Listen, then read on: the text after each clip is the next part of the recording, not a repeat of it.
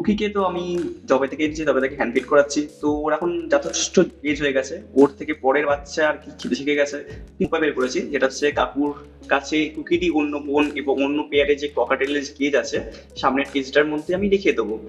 আমি গতকালও রেখেছিলাম এবং আজকেও আমি মোটামুটি দিনে 4 ঘন্টা একে এখানে রাখছি।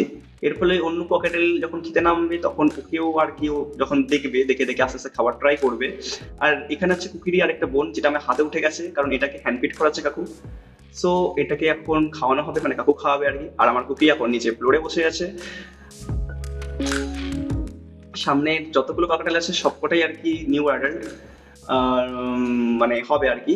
আর কিছু বাচ্চা আছে যেগুলোকে হ্যান্ড ফিড করা হবে, যেটা আমার একটা হাতে আছে আর একটা সামনে ওড়াউড়ি করছে। তো এই যে দুটো বেবি, এগুলো হচ্ছে কুকিরই বোন। এগুলোকে আজকে কাকু এখন হ্যান্ড ফিড করাবে, আর ভেতরে আমার কুকি খাবার ট্রাই করছে। আর ভালো কথা একটা, এখানে এরকম যখন আমি করছি তখন হচ্ছে আমি কুকি কোনো খাবার দিইনি। মোটামুটি আর কি ওকে খালি পেটে এনেই এখানে রেখেছি, তাহলে ওর খাওয়ার কোনো ইন্টারেস্ট থাকবে না। দেখুন এই বেবিগুলো কতটা অ্যাক্টিভ খাওয়ার জন্য।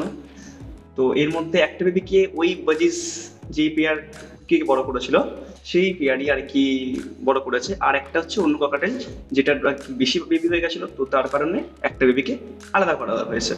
তো এখানে আমরা কোনো রকম হ্যান্ড ফিডিং ফর্মুলা ইউজ করছি না, মার্কেটে যেগুলো কিনতে পাওয়া যায়। জাস্ট নর্মাল আমরা এর মধ্যে ডাইজেস্টিভ যে মেডিসিন কার্বোজাইম ওইটা দিয়েছি আর ছাতু দিয়েছি। তো এই খাচ্ছে, দেখুন কত সুন্দরভাবে, কত শুকনোতার সাথে খাচ্ছে এবং কোনো রকম ঝামেলা নেই। তো আমার তো খুব ভাল লাগে। তো আমার একটা বেবিতে হাতে বসে আছে, এগুলো কিন্তু মোটামুটি আর কি কিছুদিন মধ্যে খেতে শিখে যাবে। বাট এগুলো আর কখনো কামড়াবে না, বিকজ এগুলোকে হাতে বড় করা হয়েছে। আর একটা পাখি উড়ে গেছে, উড়ে গিয়ে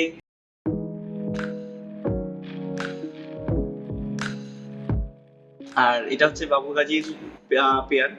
আর এর উপরে আর কি বসে আছে হচ্ছে আমাদের কুকি বোন, আর একটা যেটাকে হ্যান্ড ফিড করানো হচ্ছিল। আমি নামিয়ে নিলাম এটাকে এখন, কারণ এর এখনো খাওয়ানো শেষ হয়নি, এখনো অল্প খাওয়া দাওয়া হবে। আর একটা বেবিকে কাকু এখনো খাওয়াচ্ছে, এ দেখুন আবার উড়ে গেছে। তো এখানে দেখছি বেবিটা, এটা হচ্ছে সেই কুকিকে যে বড় করেছিল, যে বাজিস প্লেয়ার আমাদের। যারা দেখেননি ভিডিওটা তারা দেখে ডিসক্রিপশনে লিঙ্ক দেওয়া থাকবে, তারা অবশ্যই দেখে নেবেন। তো ওই বাজিস এই বার্ডটাকে বড় করছে, মানে এটা কুকিরই পেয়ারের বোন। বিকজ কুকির পেয়ারটা হচ্ছে এরকম ছোট ছোট বেবি যখন ফুটে বেড়ায় তখন তাদের হাত পা বা নখের ডোকাগুলো খেয়ে নেয়, তো এই কারণে বেবি মারা যায়। সো আমরা কি করি, যতটা পারি এই একটা করে বা দুটো করে এই বর্দি পাখির পেয়ারের কাছে দিয়ে দিই। আর বেশি তো দিতে পারবো না কারণ পাখির সাইজ ছোট।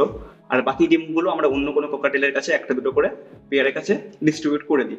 এতে বেবিগুলো হয়ে যায় এবং ওই পেয়ারটাও আর কি নষ্ট হয় না বা বেবিকে মারতে পারে না। তো এখানে এই পেয়ারটার কাছেও চালা হয়েছিল ওই পেয়ারের বেবি। তো এই ফিমেলটার ডিম বা ব্লাড জমেনি, এর জন্য আমরা ওখানে দিয়েছিলাম এবং 3টে মতো বাচ্চা বেরিয়ে এসছে। তো আজকের ভিডিওটা এইটুকানি।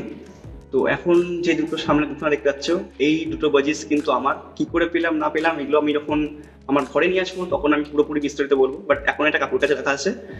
তো কেন রাখা আছে সবকিছু জানতে হলে আমাদের ভিডিও দেখতে থাকুন এবং দেখা হচ্ছে পরবর্তী ভিডিওতে। ক্যাপ্টেল ইন ওয়ার্ল্ড।